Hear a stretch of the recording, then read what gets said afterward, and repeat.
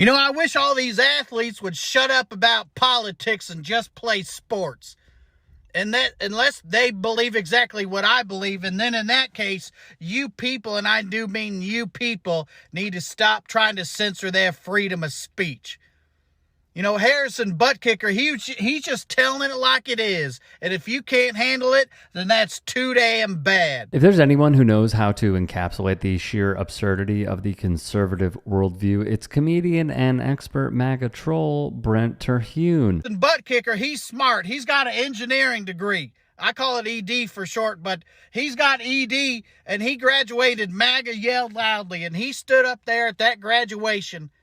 And he looked at all them women that they just got their BAs and their MDs and their PhDs. And he said, that's all fine and good, ladies, but you need to get a real degree. Get you an MRS degree and find you a husband and find your vocation. In case you don't recall, I want to speak directly to you briefly because I think it is you, the women, who have had the most diabolical lies told to you. How many of you are sitting here now about to cross this stage and are thinking about all the promotions and titles you are going to get in your career? Some of you may go on to lead successful careers in the world, but I would venture to guess that the majority of you are most excited about your marriage and the children you will bring into this world. I can tell you that my beautiful wife, Isabel, would be the first to say that her life truly started when she began living her vocation as a wife and as a mother. I say all of this to you because I have seen it firsthand, how much happier someone can be when they disregard the outside noise and move closer and closer to God's will in their life. Isabel's dream of having a career might not have come true, but if you asked her today if she has any regrets on her decision, she would laugh out loud without hesitation and say, heck no. Kansas City Chiefs kicker and raging Christian nationalist Harrison Butker gave this incredibly misogynistic and out-of-touch speech at Benedictine College's 2024 graduation ceremony, cynically using his religious beliefs to justify treating women as second-class citizens, reducing them to nothing more than housewives, and suggesting they're capable of nothing else because that's what his version of God says. Terhune, as you can probably tell, sees things a little differently. Hey guys, quick break in the action. I have a new show coming out called The Rick Strom Show. It is going to be awesome. I'm interviewing musicians, athletes, producers, writers, journalists, authors, sports doctors. Go check it out at youtube.com/@TheRickStromShow. Also be sure to throw me a follow on Instagram, Threads, Blue Sky. It can all be found in the description box below. Thank you. Find a man, marry him, and then he will tell you your vocation. And Catholic survey says, ding, ding, ding, homemaker. That's your vocation. And that's a cushy job. It's easy. All you got to do is find a man that makes $3 million a year, and then you can spend the rest of your life making babies. Just like his fellow bootstrapping, God-fearing conservatives, Butker never even considered how his financial privileges allow his family to live the lofty traditional lifestyle he's calling on the female graduates to live. Ladies, if you don't want to be a homemaker, that's fine. You're free to be whatever you want, as long as it's a stewardess, a waitress, a maid, or a nun, because God forbid. And can I say how refreshing it is to see a real man on the Kansas City Chiefs?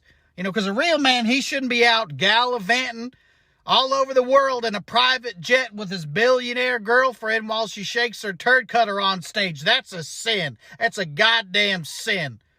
Not so much the dancing or the amassing great wealth while people literally starve, but shacking up with your girlfriend before you're married, that's a sin. Brent Terhune is a great follow out there for conservative satire. But it's frankly a sad reflection of the state of our country that comedy skits like this end up resonating so well.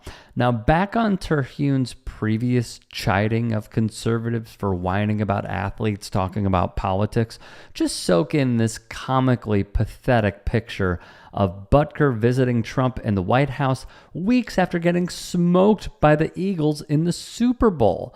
For all the complaining and tantrums we've heard over the years about participation trophies and making sure only the best players get awarded, it's hilarious to see Trump and his admin go out of their way to reward Butker for endorsing the MAGA movement during the 2024 election through fellow Christian nationalists and man who seemingly doesn't know how to kiss his wife, Senator Josh Hawley. Who else would I want to hit the campaign trail with than Senator Josh Hawley, who we spent last several years together forming this relationship, and he's a family man, he's a godly man, and there's no other person I'd want to support it to be the first candidate that I'm endorsing. So it's not putting down anyone who maybe wants to go get a great education and have a career, but it's more talking about how beautiful it is for women to maybe just step aside and prioritize their family and spend time with their children and raise their family. And that's what I was just trying to speak love. And speaking of Hawley,